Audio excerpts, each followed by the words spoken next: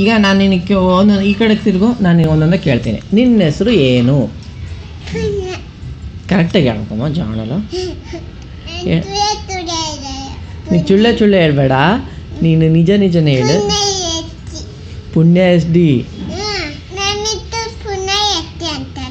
ನಿಮ್ಮ ಮಿಸ್ಸು ಪುಣ್ಯ S D ಅಂತಾರೆ. ಅಬ್ಬಾ ನನಗೆ ಗೊತ್ತೇ ಇಲ್ಲಲ್ಲ. ಆಮೇಲೆ ಎಷ್ಟನೇ ಕ್ಲಾಸ್ ಓದ್ತೀಯ?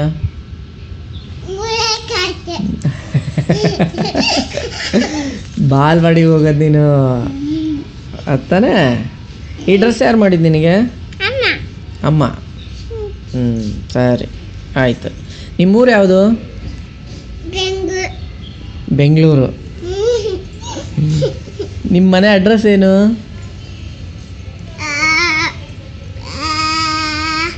ರಾಮಯ್ಯ ಹಾಸ್ಪಿಟ್ಲ್ ಹತ್ರ.